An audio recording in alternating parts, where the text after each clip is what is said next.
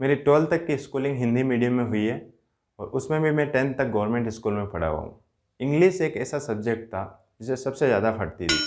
In fact अंग्रेजी teacher से इतना डर लगता था कि बिल्कुल खौफ में बैठते थे वो जब आता था। उसके बावजूद मैंने 10th में स्कोर किया 54 मार्क्स। हंसने की बात नहीं है, 54 मार्क्स बहुत होते हैं हिंदी मीडियम वाले स्टूडेंट के लिए, वो भी रूरल बैकग्राउंड से। उसके बाद घर वालों को भी लगा कि इसको इंग्लिश सब्जेक्ट में थोड़ा कमी है, तो बहुत लोगों ने सजेस्ट किया कि इसको प्राइवेट स्कूल में डाल दिया जाए। तो मुझे 11th-12th में प्राइवेट स्कूल में पढ़ाया ताकि मेरी इंग्लिश इम्प्रूव हो जाए।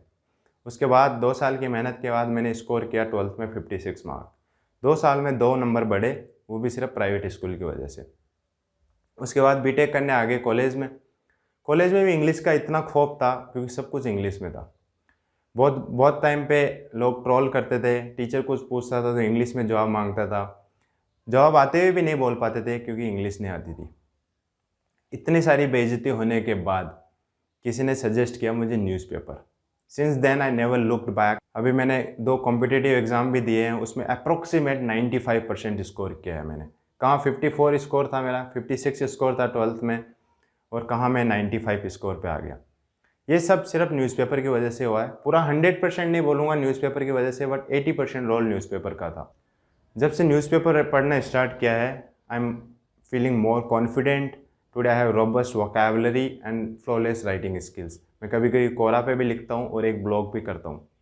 तो ये सब चेंजेस रीड न्यूज़पेपर से आए हैं। तो मेरे क्या टेक्निक होती थी, कैसे मैं इफ़ेक्टिवली न्यूज़पेपर को यूटिलाइज़ करता था, कितने आवर्स में पढ़ता था, कौन सा न्यूज़पेपर पढ़ता था, और क्या क्या चीज़ें मैंने न्यूज़पेपर पढ़ने के साथ साथ फॉलो करी है, वो इस वीडियो में डिस्कस करेंगे। अगर आपने ये चैनल सब्सक्राइब नहीं किया है तो सब्सक्राइब कर दें, इस वीडियो को ज़रूर लाइक कर दें। चलो स्टार्ट करते हैं। सबसे पहले बात करता हूँ कौन सा न्यूज़पेपर।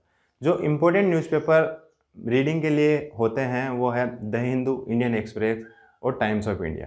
ऑलमोस्ट सभी न्यूज़पेपर सेम है आजकल।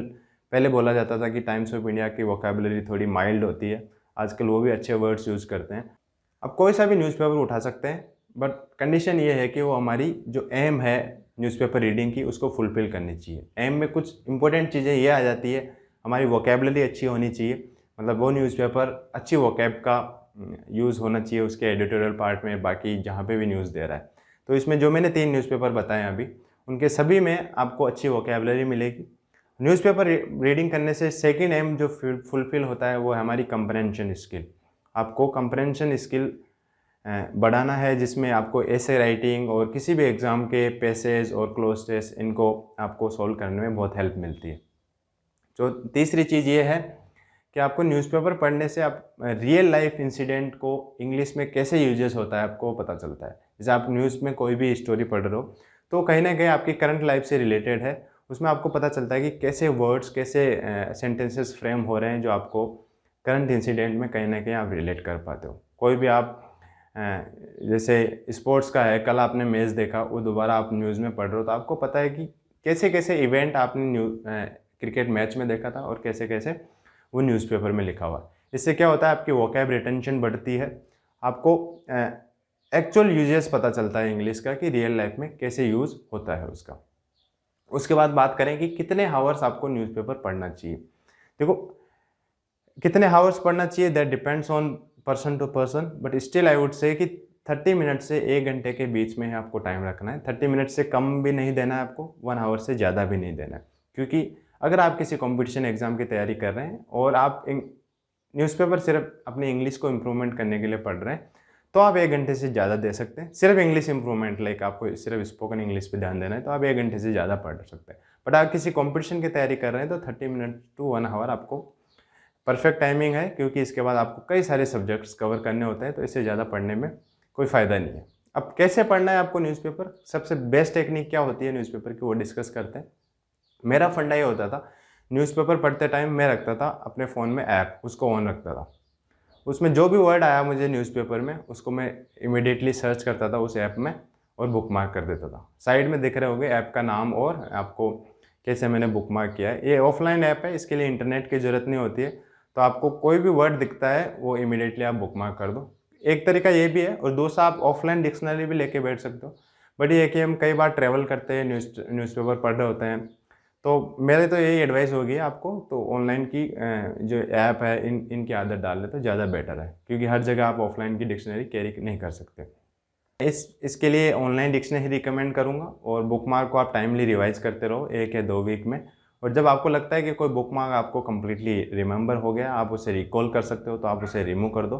आपको 5-6 महीने बाद लगेगा कि आप पूरा न्यूज़पेपर में जितने भी वर्ड्स आ रहे हैं उसमें हार्डली कोई नया वर्ड आ रहा होगा, क्योंकि उनकी लिमिटेड वोकैब है। आपको 2000-3000 वर्ड्स के आगे वोकैब नहीं है। वही लोग डेली लाइफ में या डेली न्यूज़पेपर में यूज़ होती है। अगर आपको वो याद होती है तो आपको कहीं ना कहीं कंपटीशन में या डेली लाइफ स्पोकन इंग्लिश में भी हेल्प मिलेगी। उसके बाद बात करते हैं नंबर ऑफ़ आर्टिकल्स की।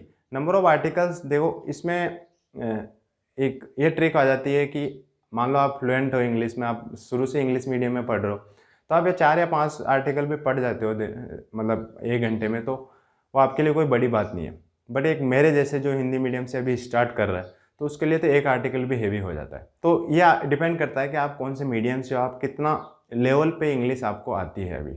So don't run behind the number of article, just make sure कि आप जो पढ़ रहे हो वो अच्छे से आपको समझ आ रही है, उसकी वोकैब आप पर्टिकुलरली नोट कर ले रहे हो, जो भी वोकैब या ईडियम्स उसमें आए हैं।